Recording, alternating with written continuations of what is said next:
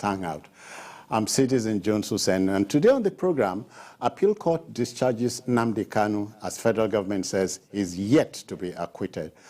But let's inform you, I'm hanging out with the Hangout resident president, BK Otitoju. BK, I greet you. I greet you, Citizen Jones. We are joined also by the proud Ikorodu boy, Mayor Akinpelu. Mayor, greetings to you. Thank you.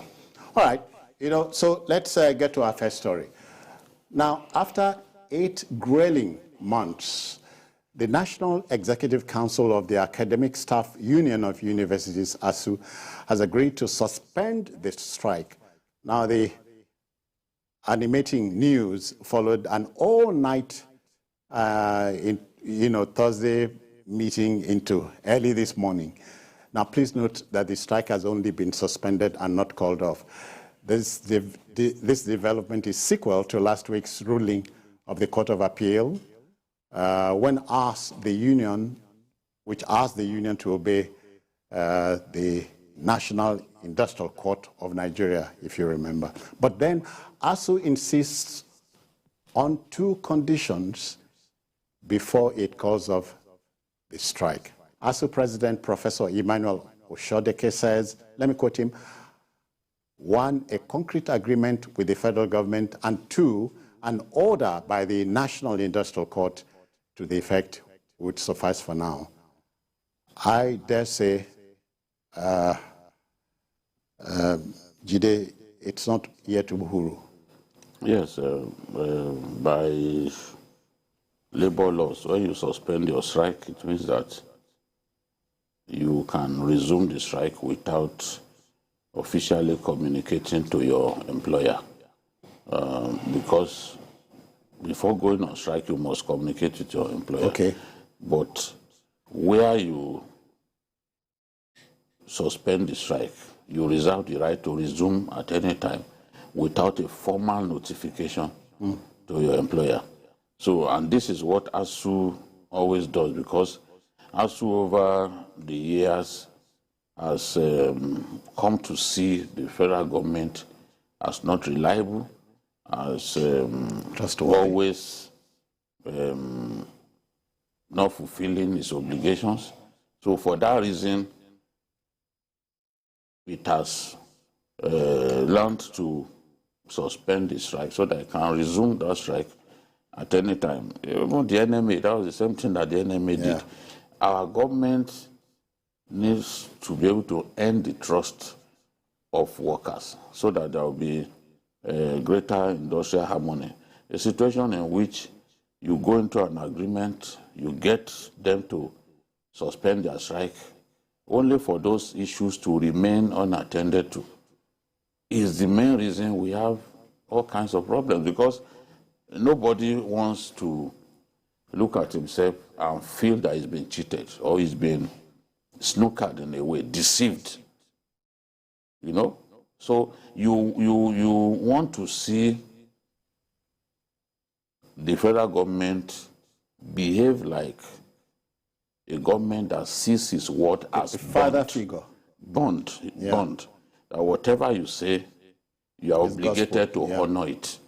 So in this case now, they are depending on Speaker Gbajabiamila, because Gbajabiamila told them he will extract some commitments from the president. So they are hopeful that Gbajabiamila will be able to see that through. He's already inserted 470 billion into the 2023 budget. Yeah. What the government said it was going to put in the budget was 150 billion, and ASUU declined. But Gbajabiamila and his team have now gone ahead to put 470 billion in the budget. This was similar to what he did with the NMA when the Minister of Labour couldn't resolve the strike issue. The issue of fund for the training of doctors was one of the reasons they went on strike. It was Gbajabiamila that went ahead to insert it in the budget, and NMA decided to end the strike. So we are grateful to him for the steps that he has taken. And frankly, if those steps had been taken, and ASUU had been reassured that, look, if the issue of IPPIS will be modified to accommodate the peculiarities of the university system, I'm sure this strike would not have lasted this long. You know, so essentially, it is a trust wahala. Yes, even now, this strike has been suspended in the hope that those things that they promised them that they would do, they will go ahead and do them. Mayor, to think that university strikes had been a long time coming, 1972 through to now, and is still a recurring decimal. But this suspension has divided opinion in the land. Yeah, it has to do with leadership. The problem that we have with the universities has to do with lack of leadership on the part of government. They will, if you sit down with some people and you negotiate with them, though I concede that it is not this government that did the negotiation, but government is a continuum. So if you negotiate with people and you give commitment to do certain things, it behoves on you to do those things. When you don't do that, you don't gain the trust that is necessary for people to be able to do business with you. And that is a major problem. But the lack of leadership is also play a major part, because Badjabi Amila just got involved recently, some weeks ago, and he has been able to resolve the problem. So I think it's the style of leadership, because people, they should be able to meet them halfway and give them enough assurance for them to do that. But I think one of the reasons why they call it off too is the master stroke from Ngigi, from the Minister for Labor and Employment. The master stroke in the sense that when he went to the industrial courts, you know, there has been a stalemate for a long time. They kept meeting and there was no headway. And by going to the industrial court, he has already put them under pressure to be able to change, to bend a little, because the industrial court says, okay, before we proceed, go and call off the strike. You understand? Okay. And they now went to the appeal court to say they don't want to do that. And the appeal court says, go and before you can start, go and call it off.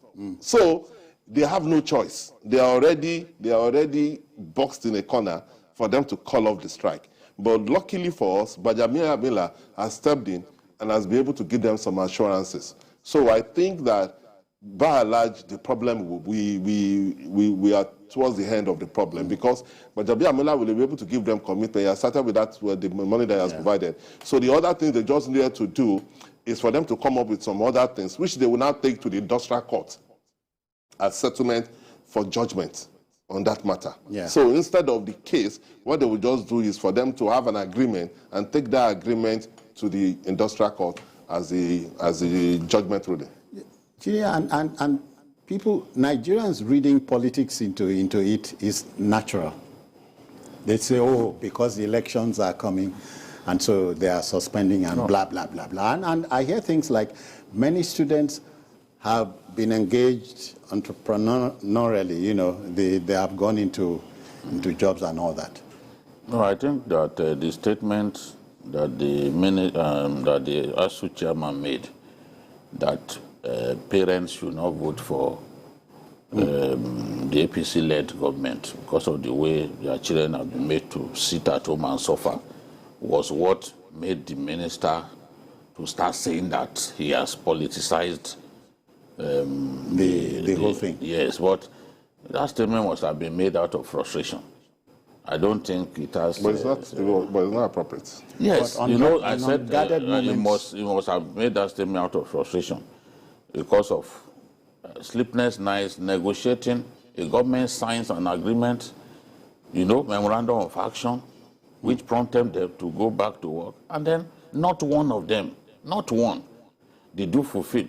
A government sets up by itself 2 different committees to say, negotiate the 2009 agreement. The Muslim Jibrin came up with his own recommendations. They did not even look at it. Then Neme Briggs, you also set up another one. You were not happy with what Muslim Jibrin came up with. You're somebody that you nominated by yourself. Then Neme Briggs came up with his own. You also refused to even talk about it, not to talk of implementing what they suggested. There is nobody that you will tell to head a committee of that nature that will not tell you that there is a need to increase the salaries of professors. Yeah. And not because since 2009, the agreement has not been renegotiated. Whereas it was, at inception, it was agreed that it will be renegotiated. All right, Jide, I hear we must move on. But again, the debate continues. I hope the light we are seeing at the end of the tunnel is not that of an onrushing train. Okay, then, let's go to our next story. Or a Mack truck. Without brakes. You know, there's very little denying that we live in interesting times. Banditry is upon us, and big time too. Kaduna State Chief Executive Nasir El-Rufai said local security outfits and vigilantes do not possess the necessary firearms to fight bandits, adding that they are not good enough. Not good enough means, as far as Governor El-Rufai is concerned, local security networks can only provide local intelligence. They do not have the firearms to face these bandits. Now, Mayor, is the governor being realistic? Yes. Or is he an alarmist? Yeah, to some extent, I agree with him that the major duty of these local vigilantes is to provide intelligence. There's no doubt about that. And because the federal government is reluctant to approve for them to bear arms, it makes their job very difficult. But there are a lot that you can achieve even without the sophisticated firearms. Especially if you notice that the Governor Akeredolu has been on this tug of war with federal government to say, look, we need for our Amotekun to bear arms so that they'll be able to be more effective. And the federal government does not want to agree to that. But I understand if they say they don't want people to bear arms because it will be more or less like a state police. But Amotekun is very effective, especially in Ondo State. They are very effective. I've seen them made a lot of arrests. You understand? So relevant arrests. Yes, yes. They've arrested some bandits, they've arrested some people, some kidnappers and all that. And they can do more. Yes, they can be more effective if they bear arms. I agree with the governor on that. But to say that because they don't bear arms, they are not effective, I don't agree. Jide, you must think differently. No, it's not as if they don't bear arms. It's the category of weapons, the category of assault weapons, and the sophisticated that the bandits have that they don't have. Of course, the Amotekun, they use den gun, in some cases pump action, you know, just like the vigilantes in Katsina State. Government bought pump action rifles for them, which can also help in a way. Amotekun doesn't just go into the bush. You can see this is you know, they don't just go into the bush to arrest people with bare hands. They have weapons of their own. But Governor Akeredolu wants them to carry AK-47. He is looking at the weapons that the enemy has in stock, and he wants his own security outfit to be able to carry such caliber of weapons so that they'll be able to protect our people better. Amotekun, this governor is very determined to keep not just Ondo State safe, but the whole of the Southwest. Ondo State is the gateway to the north. And to that extent, you see that a lot of arrests have been made. Some people coming into the Southwest through Ondo State, they come in lorries, and some of them have weapons that they put at the base of those trucks. Many of them have been arrested like that, and those weapons confiscated. The good thing also is that Amotekun also has the power of prosecution. Oh, really? Yes, Amotekun in Ondo State, they amended the law to allow them to be able to prosecute So Amotekun can do a lot more than the governor of Kaduna imagines. Information and all Not information gathering alone. Storming the forest to even arrest these people. They've done that a number of times. They've rescued kidnapped victims. And you and I know that you can't do this by simply using your bare hands. Obviously. They, beyond even gathering intelligence, they've also gone on patrols with the armed forces. We are saying, just like civilian JTF in Kaduna, in Borno State, they carry arms. But is the point that the governor of Kaduna is making is, look, these bandits have overrun military bases in the past. They've killed soldiers, they've ambushed soldiers, they've killed policemen. Therefore, the kind of weapons at their disposal, and I agree with him, like AA, the anti-aircraft batteries at their disposal, the rocket-propelled grenades, they also have. In fact, they have some light armored vehicles. You saw one video that went viral last year. Contracts, yes. You know? Yeah. So they've gone outside Nigeria, the shores of our country, to go and bring some of these weapons in illegally. So the governor is saying, such people, you cannot tame them. He's speaking from experience because vigilantes have been crushed mercilessly by bandits in Niger, in Kebbi, in Kaduna, even in Zamfara. But if we go back to the interview I had with the governor of Zamfara, he said the vigilante guys called Insecurity in Zamfara. He said bandits fear them. Because, really? Yes, because they now went, they created their own weapon using vehicle plugs as bullets. Yes, fabricated locally. That when they fire it at bandits, I hope you are the not impact. I hope you are not releasing. No, he said it. He didn't say it off record. Off record. He said it in the interview. He said they fear them. You know, I was asking him about why he said people should defend themselves. He now said, no, that, look, this is what I'm saying. Let them even face some resistance. Not that everywhere they go, they will just overrun our people. So he said that weapon that the vigilantes made, using the plug as the bullet, that weapon, the bandits dread it because when it makes an impact on the human body, it shatters the human body. So these vigilantes, if they are encouraged, if they are provided wants, when he says, let us be able to buy. But I don't think that an AK-47 for vigilantes will help us. We already have proliferation of weapons already. So light arms, Okay, the debate continues. Now let's go to our next story. You know, Adamawa APC primary, that's the next story to broker. The court has stepped into the ring yet again to rescue the All Progressives Congress APC from itself, if you see what I mean. A federal high court sitting in Yola has nullified the APC primary that threw up Senator Aishatu Bidnani as the party's governorship candidate for Adamawa State. As it stands, the APC will have no candidate for the 2023 elections in the state. Presiding Judge Justice Abdulaziz Arik Anka nullified the entire primary election. Senator Binani, the only female governorship candidate, I remember we celebrated her at this point. She had beaten former EFCC chairman Nuhu Ribadu and former governor Jibrila Bindo of Adamawa State to the second and third positions, respectively.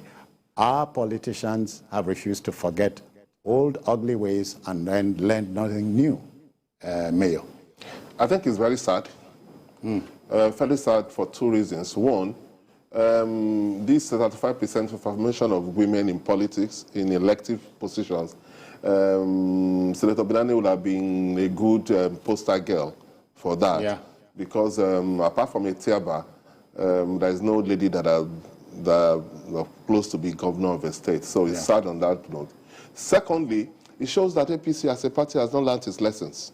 Because this is the same kind of thing that happened in Zamfara State. And Rivers.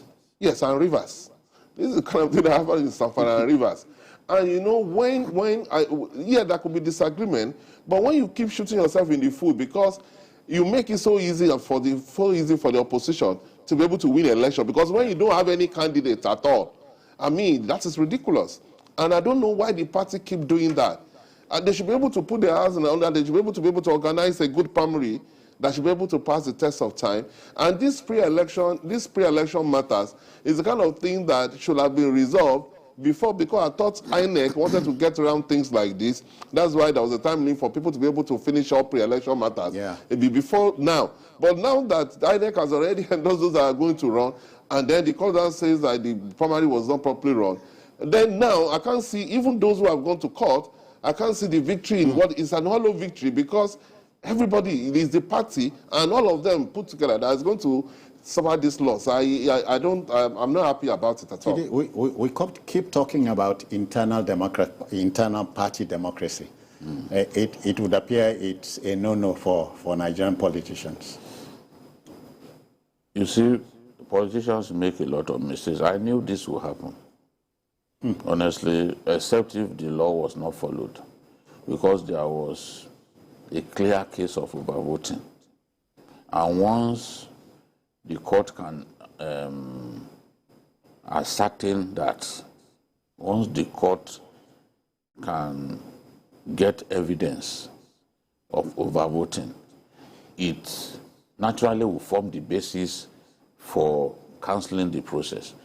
Now, one would have expected APC leaders to be able to convince Nuhu Ribadu to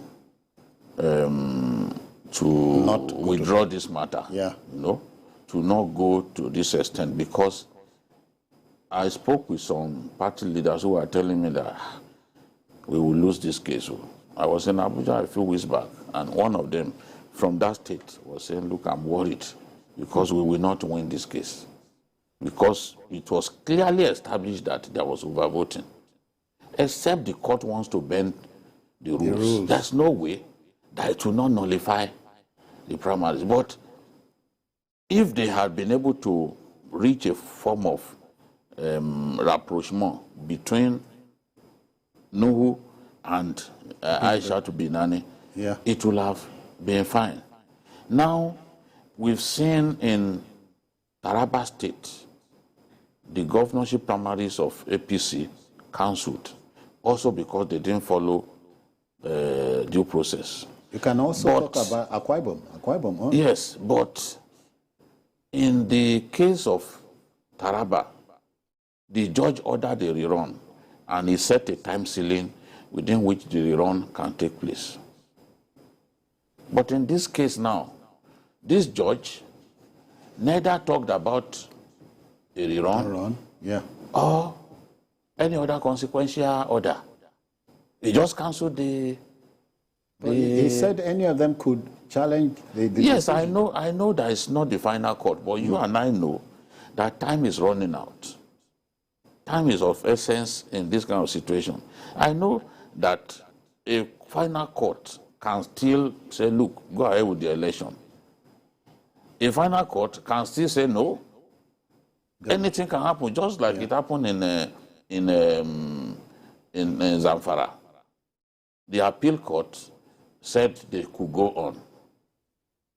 But the APC, yes, the APC, the aggrieved APC members, led by Senator Kabru Marafa, were not placated. They went to the Apex court. By the time the Apex court gave its ruling, the elections had been held. APC had won across board, but the Apex court cancelled all of the primaries held in 2018. So, in this, we are looking at a scenario that is close now to Zamfara, because not giving that order, except an appeal court throws this judgment away and makes a consequential order that go and do fresh primaries. But even that time is running out. That's the problem.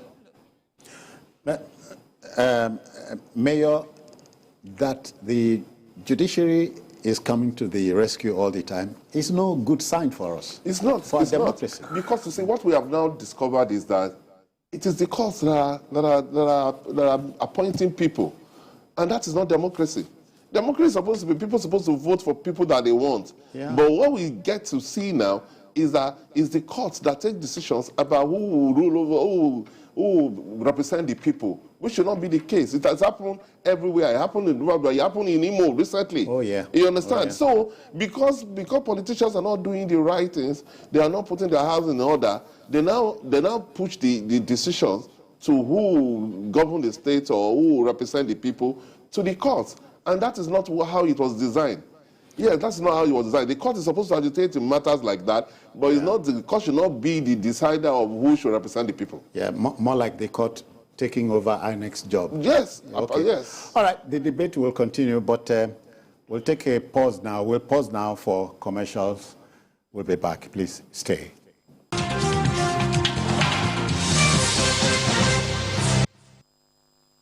The federal government, through the National Primary Healthcare Development Agency, announces the availability of COVID-19 and childhood vaccines nationwide. With the disturbing increase in reported cases of COVID-19 infections across Nigeria, protect yourself and loved ones from the harmful virus by getting vaccinated. Visit the nearest public or private health facility and mass vaccination sites today to receive the first, second, or booster doses of COVID-19 vaccines. COVID-19 vaccines are given to persons 18 years and above, including pregnant women and breastfeeding mothers, while childhood vaccines are given to children from birth to 5 years for protection against polio, hepatitis, yellow fever, measles, meningitis, and other vaccines-preventable diseases. All vaccines are free, safe, and effective. For inquiries, visit www.nphcda.gov.ng or call 0700-220-1122. This message is from NPHCDA in partnership with the Center for Democracy and Development, CDD, with support from MacArthur Foundation.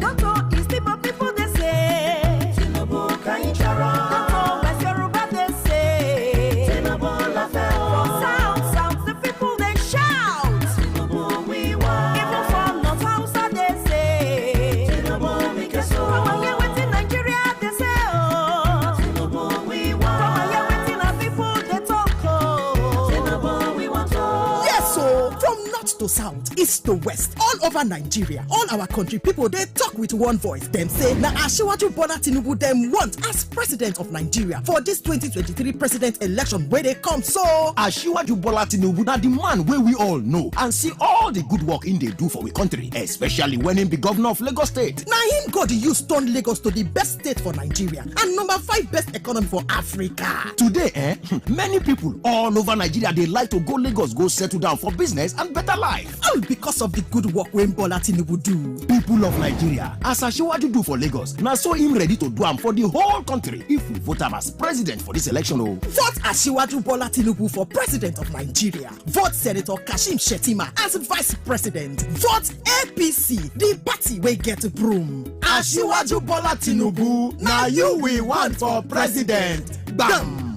Come on here within Nigeria they say oh. Tinubu we want. Come on here within our people they talk oh. Tinubu we want oh. Good afternoon. They do. Yes, I be nurse. You know, go they owe me be that now. Now, how much be your rent, safe? Not just 90,000 naira. Wait, oh, this guy, where you come from, Seth? Okay. I come from Akamata.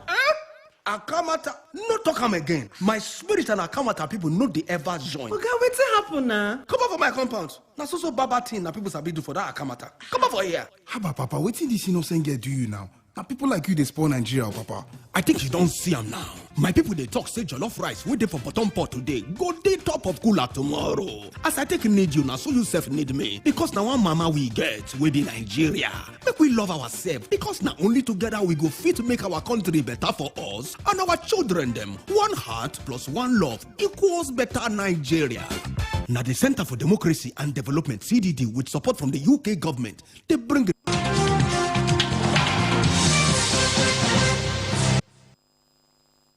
All right, welcome back to the matter of the moment. Yes, the Court of Appeal in Abuja has quashed the charges preferred against the leader of the proscribed indigenous people of Biafra, IPOB Nnamdi Kanu. But the same appellate court did not acquit him. Get that right. Minister of Justice and Attorney General of the Federation, Abubakar Malami, in his reaction, insisted that the court's decision was based on a single issue that bordered on rendition. For example, a question of Kanu jumping bail remained a valid issue here that bordered on rendition. For the IPOP leader, the road to freedom is a bumpy and long one, as the federal government would consider options available to it on the matter. Jide, we wait. Yes, I think in law, jurisdiction is everything. You can easily lose a case if the judge that gave you a judgment in the first instance did not even have the jurisdiction to entertain the case. This matter was decided primarily on the jurisdiction of the court. It's not even about Kanu's rights that were breached in the manner in which he was brought to Nigeria from Kenya. Before you can lawfully have someone extradited from a foreign country, that person must undergo an extradition trial. Buruji Kasham, the late Buruji Kasham, was going through an extradition trial here. The Americans could have come into Nigeria and used their military to take him away, and we would not be able to do anything. But they decided that they wanted him, and he was going through an extradition trial. That is the path that the law permits. Globally, that is the only way by which you can have someone extradited, that extradition trial. And if the person is facing a criminal matter in the country, it means that he has to first go through that criminal trial before extradition can happen. But in this case, we seized him, working with our Kenyan friends, seized him and brought him here. You know, even the UN complained about the manner in which we brought him here and advised us to release him and pay him compensation. Of course, that was brushed aside by Nigerian officials. So in this case, the judges, the three-man judging panel of the appeal court, said that the federal government was silent on how they brought him here. How did you bring him here? Where did he commit the offense? He cannot commit an offense in foreign land and then a judge will say that he has jurisdiction. To try him? Yes. Here? Yes. In another breath, he was accused of installing a transmitter somewhere in the Hiala, somewhere in Anambra State, where he was transmitting negative stuff, offensive anti-Nigeria sentiments and all that. Again, the argument of Kanu's lawyers, and agreed by the court, was that if it was in Ihiala that he installed the transformer and was broadcasting offensive stuff, calling Nigerian names, you know, inviting people to take up arms against the state, the Federal High Court in Abuja cannot assume jurisdiction over the matter that happened in Ihiala. So this whole thing revolves around jurisdiction. And once you cannot conclusively prove that you have jurisdiction, that is talking about the judge of the lower court, there's no way the case can proceed. The judges were saying that the judge at the lower court, the Federal High Court judge, should have raised questions about the manner in which Kanu got to Nigeria?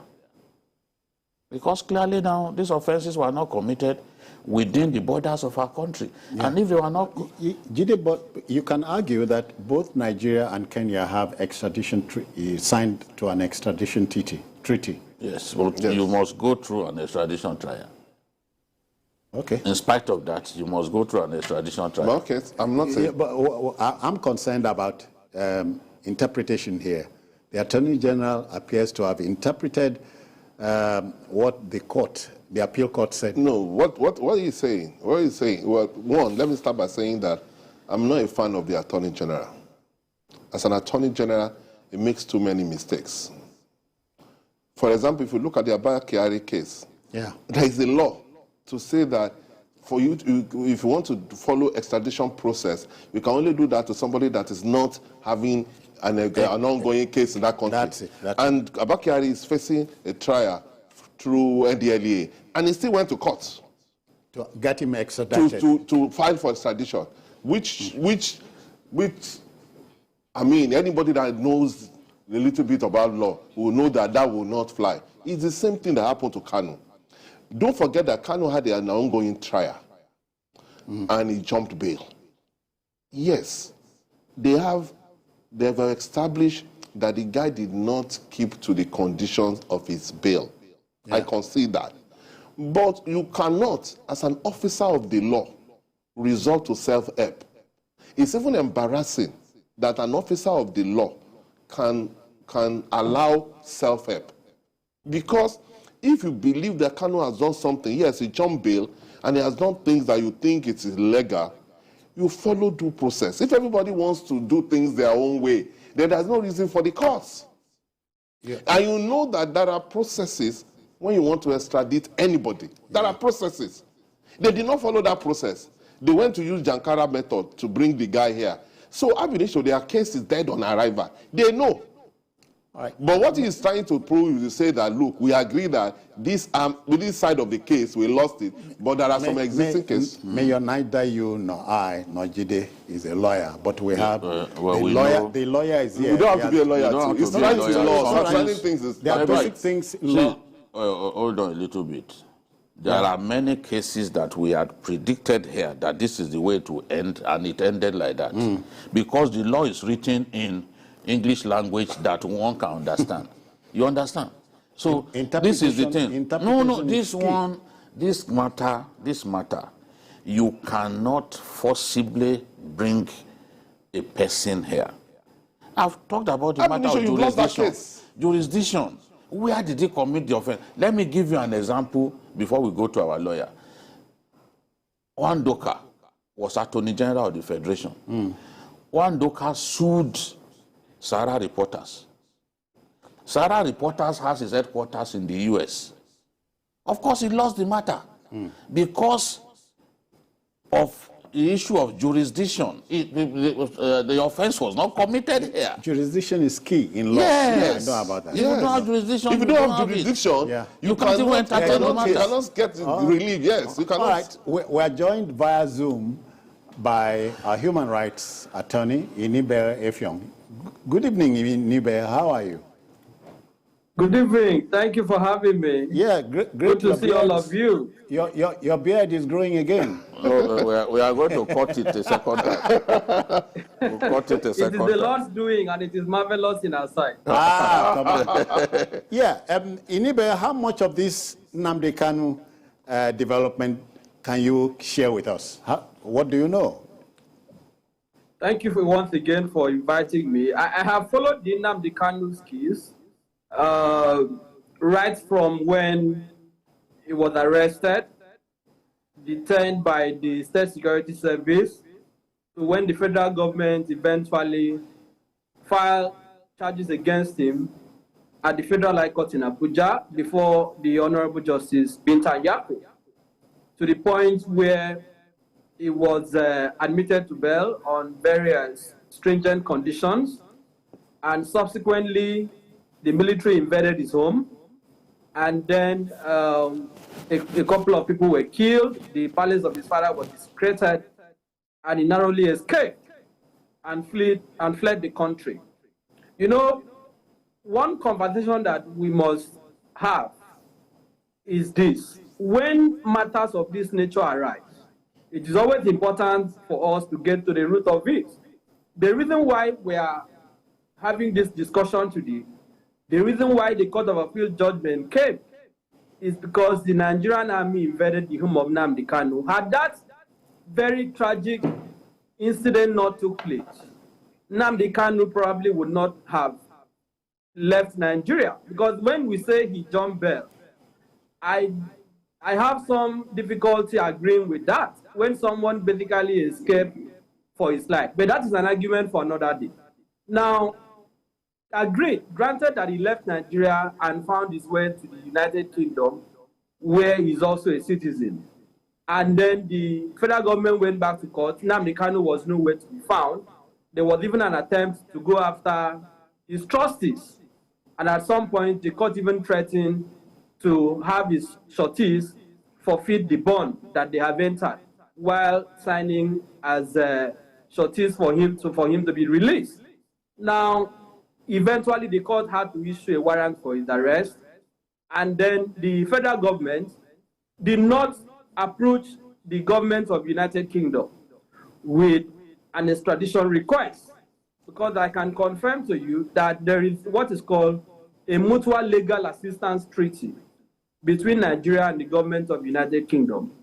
And indeed, under our Extradition Act, Nigeria had a legal obligation under his own law and, of course, under international law to ensure that where a fugitive, where someone is wanted in respect of an offense that is committed in Nigeria, Nigeria must formally request the country where that person resides to bring that person, that is to put it in a layman's language, to produce that person or allow the Nigerian authorities to take custody of that person. That process is what is called the extradition process.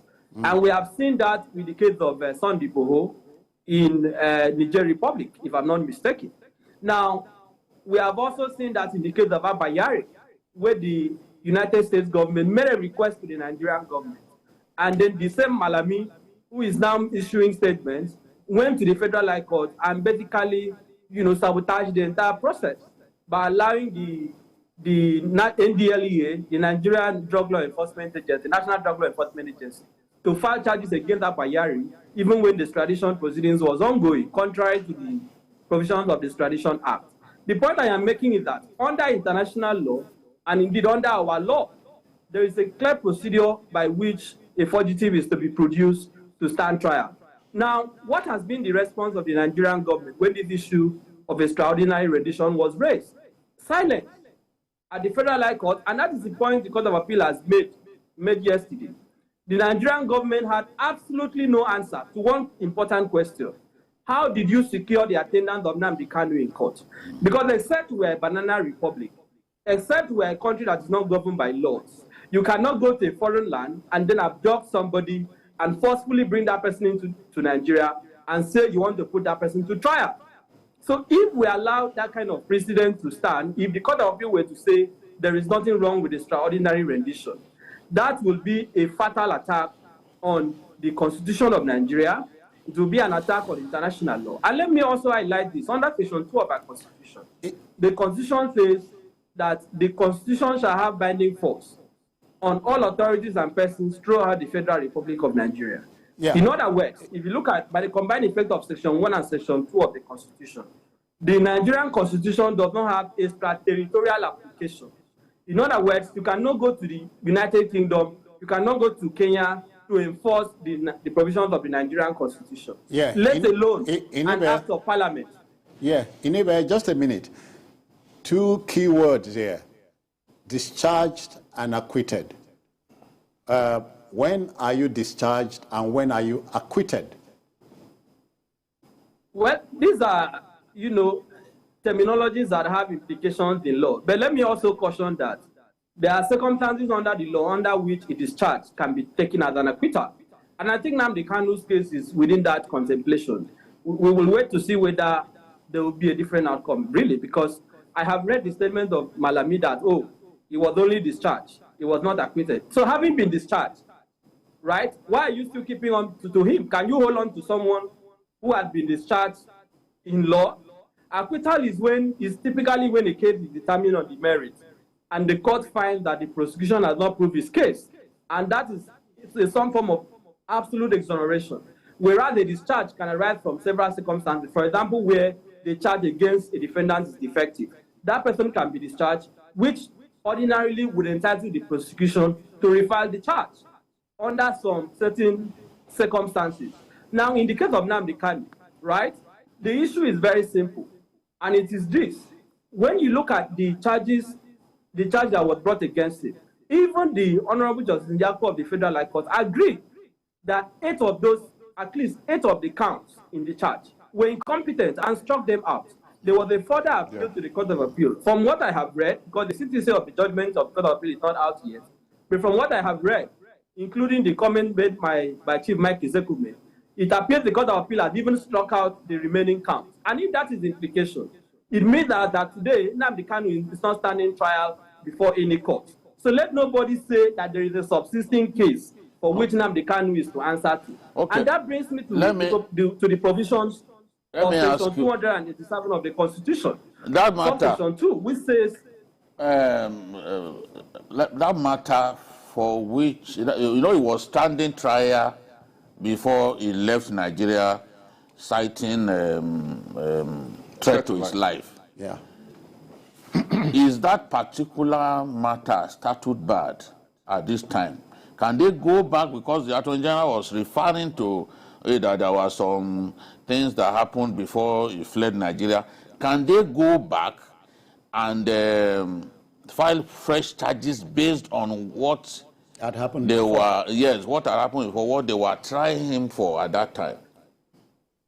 It is very doubtful, really, because the question is, before how many courts in Nigeria is Nnamdi Kanu standing trial? Is Nnamdi Kanu standing trial for more than one charge? To the best of my knowledge, from the findings I have made, it appears he only stood trial before Justice Nyako for one charge that had several counts. That charge no longer exists in law. So this argument that he was only discharged and that the issue that took place before the extraordinary rendition is not affected, for me, is baseless in law. What the Court of Appeal has done is to say that the very basis upon which you brought him back to continue to face trial is defective. But let us even assume for a second, right, that Malami is right, that they have the power to refile charges. You cannot hold a citizen in anticipation of a charge that you intend to file. Because for them to say that they will explore legal options, what legal options are you going to explore? I find it quite condescending. It is an insult on the judiciary for the Court of Appeal to give a decision. And then the National Security Council had to meet, as I read today, and then the AGM had to even issue a statement to say, we are considering what we are going to do. In other words, we want to review whether to comply with the order of the court or not. For me, that even takes me to the point I've always made, that in these political cases, the intention is not really to punish for a crime. It is just an attempt by the government to show power. Because if you are saying that Nnamdi Kanu has committed an offense, you cannot try him outside the law. You cannot try him outside the due process of law. And comment is coming from no other person, the Attorney General of the Federation. Now, when you look at Section 150 of the Constitution, it says that the AGF shall be the chief law officer of the government of the Federation. So when you have the chief law officer desecrating the sanctity of our judiciary, basically giving excuses why they will not comply with the subsisting and valid order of the court, that begs the question, are we really running a democracy? Because we have read the story of Diko, who was also abducted abroad and brought to Nigeria under a military dictatorship, under the same General Buhari, if I'm not mistaken. And now history is repeating itself. But the Court of Appeal is basically punishing the Buhari regime by saying that because you did it to Diko under a military dictatorship and you got away with it, you cannot repeat it under a democracy. That is what the judgment of the Court of Appeal. They actually tried to bring Diko here but failed.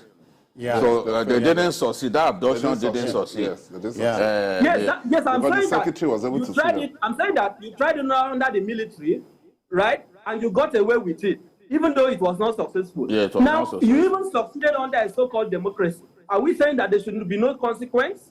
That the Nigerian state can go to a foreign land and just abduct it? Look at Niger Republic that we want to look down on. Look at what they did with Sunday Igboho, they insisted that the due process of law must go through. Why are we reluctant to insist on the rule of law? And for me, and this is the point I want to make. Inibe, I'm sure you meant Benin Republic. Benin, yes. Okay, Benin. Yes, Benin Republic. Quickly, in 30 seconds. What next, in your estimation? Kanu has to be released immediately and unconditionally. The alternative to that would be for the Nigerian Bar Association to immediately commence disciplinary action against the Attorney General of the Federation. Because we cannot tolerate this. When the court has given an order, look at the ASUU strike. We thank you very kindly. That the court has given an order for ASUU to resume. So you cannot be picking and be choosing which order of court to obey. Inibe, you are not 1/10 as enraged as we are here, but time is a master. But let's thank you very kindly for your intervention. Thank you very much. Jide, so it's now interpretation. And the Nigerian people are waiting for what happens next. And some people are talking about in the interest of peace. Allow this guy to go. We have said repeatedly that, look, we must find a political solution. It's not in all cases that you can actually decide these matters through force of arms or through even the courts. There are times when you need to just seek a political solution. But if government says that's not what it wants to do, then let the law take its course. Yeah. The president said, all right. I want the law. I'm not going to intervene. I want the law. So if the law now sets the man free, let him go. No choice. And on that position, he who comes to equity must come with clean hands. Clean hands. If you say you want to prosecute somebody and you believe in the rule of law, if the court discharge him, release him. If you have any other thing against him, bring it later. But you must comply with the orders of the court. And also, there's this debate about breaking the office of Attorney General and Minister of Justice. That's a matter for another day. That's a matter for another day. Yeah, we'll talk about it. It's just because this Attorney General is doing a lot of things but that I don't understand. I'm not his fan. I'm not his fan. I heard that first time. Yes. Thank you. Okay, so we must pack it all in. You know, that's our show. Ours is to share, mold opinion from the facts available to us. We are done for the day. If you missed a part of this broadcast, join us later on at 11 tonight for our late edition. And of course, on Sunday, we have a 2-hour expanded show of Journalist Hangout. We are also on YouTube at youtube.com/TVC News Nigeria. I'm Citizen Jones, thanking you for staying on behalf of Jide and Mayo. Thank you, folks. Bye-bye now. See you.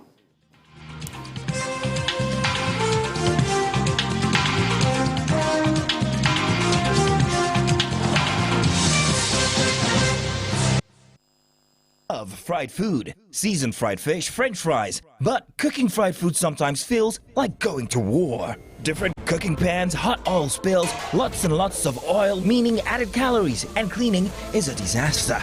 Scraping, what a chore. But not anymore. Introducing the new ShopX Power Air Fryer with one-touch technology. The Power Air Fryer fries with superheated cyclonic air. With little to no oil and up to 80% less fat, it does the job of your grill, oven, and stovetop all in one neat, compact, and versatile device. The ShopX TV Power Air Fryer has 7 quick-touch presets. Press for fries, press for chicken, press to roast, or press to bake. Just set it and walk